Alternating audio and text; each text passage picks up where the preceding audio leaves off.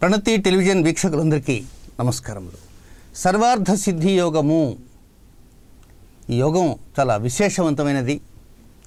చాలామందికి ఈ యోగాన్ని గురించిన వివరాలు తెలియకపోవచ్చు. మన కోరికలంటూ ఎన్నెన్నో ఉంటాయి. ఒకవేళ కోరికల చిట్టా విప్పితే అది కొండవీటి చాంతాడంత ఉంటుంది. మరి ఇలాంటి కోరికలు నెరవేరాలి అంటే ఆ కోరికల కోసంగా మన ప్రయత్నాలంటూ ప్రారంభం చేయాలి. మనం ప్రయత్నాలు ప్రారంభం చేయాలంటే సహజ ధోరణిలో మనం ఏమనుకుంటాము, ఈరోజు దశమి తిథి బాగుంది, పంచమి బాగుంది, లేక విజయ బాగుంది, పూర్ణిమ బాగుంది, ఏదో కొన్ని నక్షత్రాలు బాగున్నాయి, అది బాగున్నాయి, ఇది బాగున్నాయి అనుకుంటుంటాం.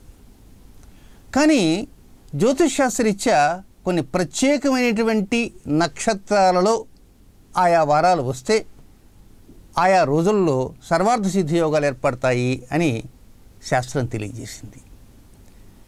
ఆ విధంగా ఆదివారం, సోమవారం, మంగళవారం, బుధవారం, గురువారం, శుక్రవారం, శనివారం 7 రోజుల్లో కూడా ఇలాంటి యోగాలు వస్తాయి.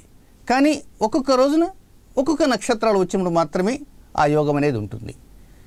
కనుక ఈ యోగ సమయంలో అంటే ఈరోజు ఆదివారం అనుకుందాం, కొన్ని ప్రత్యేక నక్షత్రాలు వస్తే ఆ రోజున సర్వార్థ సిద్ధి యోగం వచ్చింది అనుకుందాం. ఇక ఆ సర్వార్థ సిద్ధి యోగం వచ్చినటువంటి రోజున వర్జ్యాలు, దుర్ముహూర్తాలు తీసేసి మిగిలినటువంటి సమయంలో మనకున్నటువంటి కోరికలు ఏవైతే ఉంటాయో ఆ కోరికలు తగినటువంటి ప్రయత్నాలు ప్రారంభం చేస్తే తప్పకుండా ఫలిస్తాయి అనేది జ్యోతిష్ శాస్త్రం తెలియజేసేటువంటి అంశం. కానీ మరికొంచెం లోతులకు వెళ్ళి ఈ వర్జ్యాలు, దుర్ముహూర్తాలు మాత్రమే కాకుండా ఇంకొంచెం అష్టమ స్థానంలో చంద్రాలు, షష్టాష్టకాలు ఇలాంటివి కొన్ని ఉంటాయి.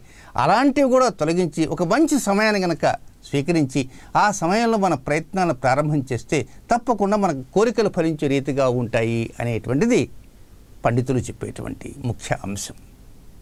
కనుక ఈ పరంపరలో ఈ సర్వార్థ సిద్ధి యోగాన్ని గురించినటువంటి ప్రతి నెలలో కూడా ఏ రోజుల్లో యోగాలు వస్తున్నాయి, అలాంటి యోగాల సమయాలు ఏమిటి, ఇలాంటి అంశాలన్నీ మనం తెలుసుకుందాం. అయితే ఇక్కడ మరొక విషయాన్ని కూడా గమనించాలి.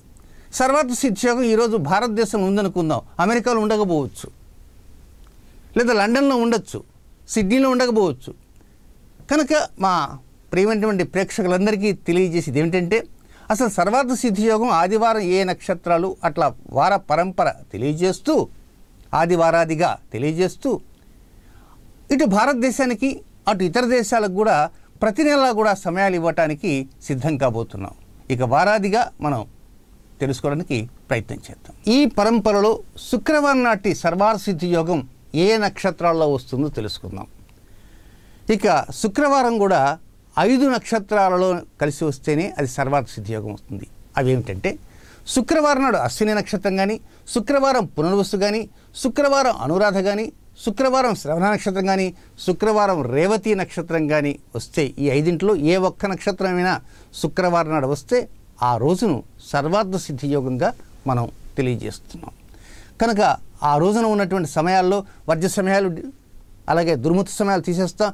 ఇంకేదైనా అష్టమ చంద్ర లగ్నాలు ఉంటాయి కనుక అంటే లగ్నానికి అష్టమ స్థానంలో చంద్ర సంచారం చేసే సమయాలు అవి కూడా తీసేసి మిగిలినటువంటి ఖచ్చితమైనటువంటి శుభకరమైనటువంటి సమయాల్ని నేను తెలియజేయబోతున్నాను.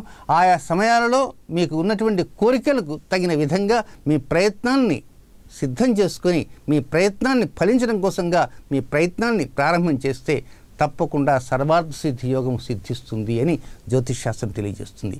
మరి శుక్రవారం అంటే సూర్యోదయం నుంచి అర్ధరాత్రి వరకు కాదు. శుక్రవారం అంటే శుక్రవారం సూర్యోదయం నుంచి శనివారం సూర్యోదయం వరకు మధ్య ఉన్న సమయం అంతా కూడా శుక్రవారంగానే భావించాలి. కనుక ఆ శుక్రవారంలో ఈ సమయం ఎక్కడెక్కడ ఉందో నేను తెలియజేస్తాను.